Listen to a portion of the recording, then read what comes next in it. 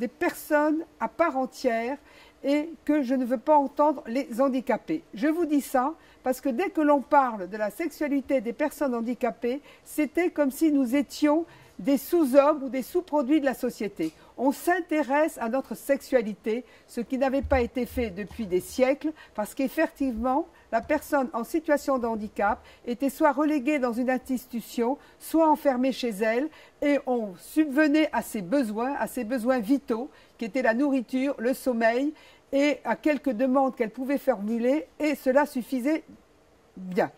Aujourd'hui, heureusement, on pose la question de la vie affective et sexuelle des personnes handicapées. Je pense que c'est une très bonne question auquel certaines personnes apportent une mauvaise réponse, la réponse étant la création d'aidants ou d'assistants sexuels. Déjà, la création d'aidants ou d'assistants sexuels demanderait la modification de la loi abolitionniste et devrait, d'ailleurs le Chaussy en avait parlé, on devrait faire un amendement pour que les pauvres personnes en situation de handicap aient droit à recevoir des prostituées et pouvoir assouvir leurs besoins. Ce n'est pas du tout comme ça que nous nous situons. Que la question soit posée, c'est vraiment essentiel. Mais qu'est-ce que c'est que la vie sexuelle? Nous sommes d'abord des personnes et je ne veux pas qu'on nous considère comme des êtres inférieurs. Nous sommes des êtres parlants, des êtres pensants et notre demande est traversée par le désir.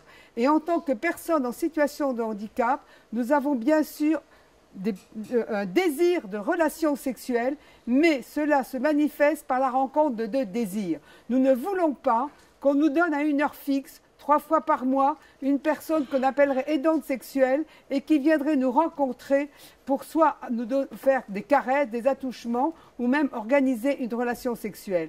Nous, personnes en situation de handicap, ce que nous voulons, c'est que l'environnement soit ouvert, qu'on nous permette toute forme d'accessibilité, même si nous sommes lourdement handicapés, que nous puissions sortir de chez nous et non pas qu'on nous envoie un aidant sexuel qui viendrait chez nous, car une fois de plus, on nous enferme à l'intérieur au lieu de nous permettre de sortir vers l'extérieur.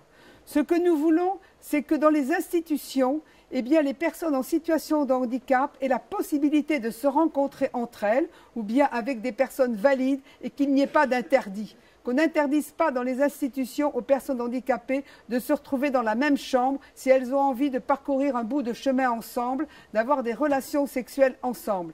La sexualité, ça relève de l'intime. On ne peut pas légiférer la sexualité. Et ça, je me battrai tout le jour pour cela, car c'est notre vie intime qui est en cause et c'est nous seuls qui pouvons gérer notre désir. Alors, bien sûr, on va me rétorquer, mais les personnes très lourdement handicapées, comment elles vont faire?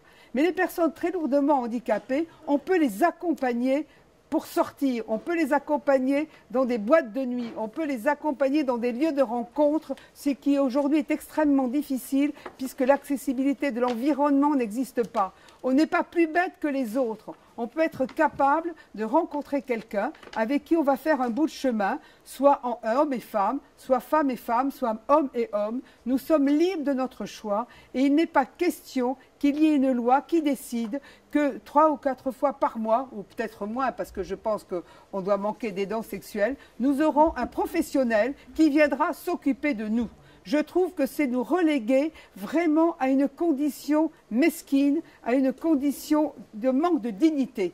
Nous, personnes en situation de handicap, ce que nous voulons, c'est être respectés et c'est que notre dignité soit visible. Et nous ne voulons pas qu'on nous traite comme des bêtes. Je dis ça exprès, volontairement et de façon provocatrice. La vie sexuelle, c'est quelque chose de compliqué, de difficile, qu'on ne peut pas mettre en mots.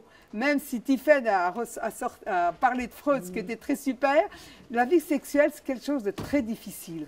C'est-à-dire que notre demande va être traversée par notre désir. Et notre vie sexuelle, je l'ai entendu par les témoignages qui étaient là, c'est la rencontre de deux désirs. Et ces désirs, ils vont se réaliser de manière intime, avec les moyens de chacun, avec l'histoire personnelle de chacun et avec l'éducation que nous aurons eue. Parce que si maintenant, dans la société, on décide que ces pauvres personnes handicapées, et 96% des demandes sont masculines, vous vous en doutez bien, et un aidant sexuel ou un accompagnement sexuel, eh bien, j'estime qu'on est en train de nous donner une position qui ne nous permet pas de nous situer en tant que citoyens et en tant que citoyennes. Alors qu'on ne me dise pas que dans d'autres pays cela se fait. Si ça se fait en Suisse, Catherine Acté, qui est une des promotrices de ces aidants sexuels et de la formation, reconnaît que c'est de la prostitution. Parce que la Suisse reconnaît la prostitution. Nous, en France, nous sommes contre la prostitution et nous, personnes en situation de handicap, nous ne cautionnerons pas la prostitution pour les personnes en situation de handicap. Nous ne la cautionnerons pas pour les prisonniers. Nous ne la considérons pas, comme l'a dit quelqu'un tout à l'heure, pour les gros, les maigres, les timides. Et bon, non. La sexualité, c'est un choix et nous, personnes en situation de handicap, nous sommes capables de choisir. Et nous ne voulons pas que l'on choisisse pour nous. L'autre chose, c'est que les personnes en situation de handicap ont de la difficulté à trouver du travail. Elles ont de la difficulté à aller dans les universités. Elles ont de la difficulté à sortir, alors qu'on ne nous fasse pas croire que l'on va pouvoir trouver sur la compensation des personnes handicapées une part financière qui vont leur permettre de payer la personne qui viendrait les aider à la sexualité. Non, nous, ce que nous voulons, c'est le droit à l'école, le droit à sortir, le droit à rencontrer qui on veut, le droit à être reconnu comme des citoyennes à part entière. Et c'est ça que notre association défend et défendra tant qu'elle le pourra, même si nous avons des contradicteurs et contradictrices que nous pouvons écouter et entendre. Mais ce qui est le fondement de notre lutte, c'est que nous sommes des citoyennes qui avons le droit de choisir le compagnon ou la compagne que nous voulons, même si nous avons de grosses difficultés physiques, mentales, sensorielles. Voilà ce que je voulais dire. Bravo.